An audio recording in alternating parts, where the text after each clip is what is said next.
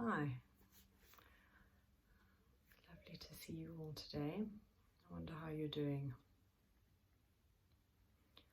I wonder if you would like to do a quick kind of check-in with yourself.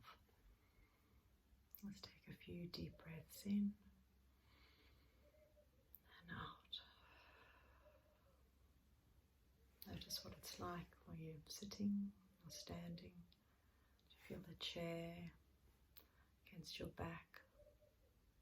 Maybe if you're standing, the ground under your feet. And notice what your breath's like. Okay.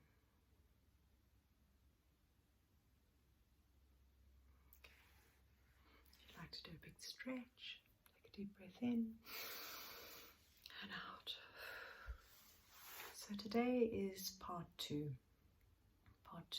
of emotions and expression, regression and aggression. So in part one, I talked about how when children have feelings, when they have frustrations, fears, hurts, feelings of powerlessness, of power over being put on them, that these feelings build up. And if they're able to express them as they feel them through either tears or tantrums or raging, these feelings can leave their body. And you can imagine getting into adulthood with all your feelings from childhood already have been listened to, having been heard, and having been processed. It's an amazing gift to be able to give your child. So today I wanted to talk about when it isn't possible to listen to your child's emotions, when maybe it hasn't been possible in the past. You haven't had the capacity, or you haven't even known maybe about the importance of listening to a child's emotions. I want to let you know that it is never too late to heal. You can always heal from emotions, no matter what age we are. Once we start listening, those emotions get released. And when they get released, our capacity increases significantly. There's a real benefit, and we can feel that.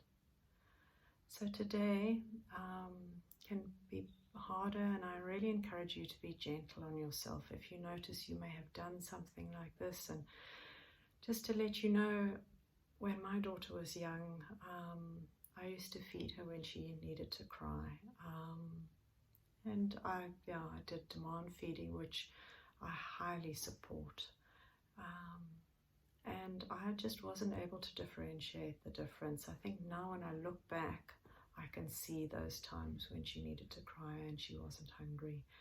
And I can see even now there's a little bit that she's still associating food with emotions. So when we talk about repression can either happen because we, and it's often a generational thing, we may do something to our child which prevents them from expressing their emotions. And then over time what happens, they, when they have that feeling, instead of feeling it's an emotional feeling, they have a sense that it is whatever we did to suppress those emotions. And the other part is what they actually do to themselves. If they don't feel like they were in a sufficiently safe environment, they will learn a way to cope with kind of holding in their emotions, and they might learn to do something to themselves. So in aware parenting, we talk about it in terms of a control pattern. It's a way to hold those emotions in, and at times to keep ourselves safe, to keep ourselves our coping mechanism. So what happens is with, I might talk to you a little bit about my daughter, and maybe that's helpful. So with her, she often needed to cry. Something had given her a fright, and she needed to cry, and then I would feed her. So I would feed her, breastfeed her at those moments, and she would stop crying.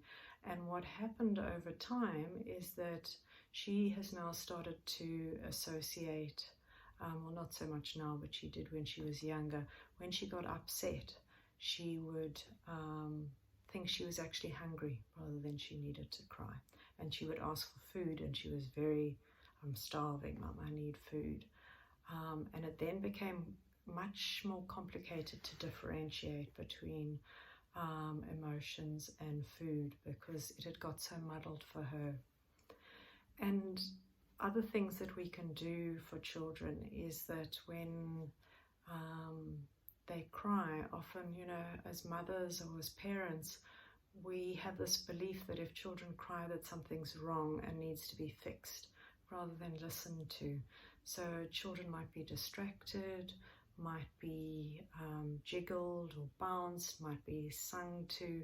And you can see how that, when we follow that through into adulthood, you can see adults who maybe scroll on Facebook constantly when big emotions come up, as a way of kind of distracting themselves from what they're feeling. Or adults can do excessive amounts of exercise if they were moved around a lot and jiggled and bounced as a baby when they needed to cry. So it's really sort of looking at that learning to differentiate between when there's a need to cry and when there isn't. And often what is one of the most powerful ways of doing that is really watching the child, and children who start to ask for something more desperately.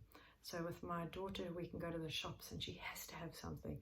And if I then were to buy that for her, she would want something else. I'm on low battery mode. Hopefully we can carry on to the end. And so she would ask for it desperately. And then if I set a loving limit there, it's not about a boundary or a no, it's about helping her release those emotions. So if I set a loving limit there, then she will cry and rage and tantrum. And then afterwards be calm and connected, and that need or that desire, because it's not a need, the need's actually the emotional expression, although it can look similar when there becomes a little bit of confusion between the need for emotional release and what the what happened initially, if that makes sense. Please ask questions if any of this is unclear. So yes, so what are and also the other things that they can do to themselves. So if children are left to, say, cry alone at night, they might want to have a blanket that becomes very important to them. It's kind of something that they might want to suck a dummy or their thumb or something like that, as a way to cope with their feelings of being left and being scared. Or if a parent is going through a lot at a time, a child might start to suck their thumb because they know that the parent doesn't have the capacity to listen to the tears. And as I said, it is never too late. And when you do notice children starting to use some kind of control pattern, never take whatever it is that they're using away from them. So if they're sucking their thumb, don't pull their thumb out. What it is those control patterns are like beautiful signs that show that that child has big feelings right in that moment. And often whatever they are doing, say if they're sucking their thumb or something, just touching their thumb gently and being present to them can sometimes be enough just to help them release. Just that when we bring in that contact, it really helps create that safety for the child to be able to then release the emotions, and for you to then be able to lovingly sit and hear. No matter, often they can sound really irrational when they come out, and it can be hard for a parent to go, but that doesn't make sense, or I shouldn't have to do that, or all sorts of things can come up. And it is just sitting with whatever it is that they're saying so that they can feel heard and let those emotions out. I think that was everything. There's so much to this topic. One can talk for such a long time. I just really didn't want these Facebook Lives to be too long, and give people an opportunity to really get a sense of what's happening.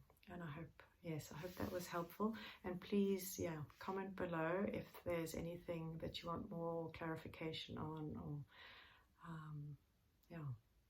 information. Hope you have a lovely day or evening, wherever you are. Thank you. Bye.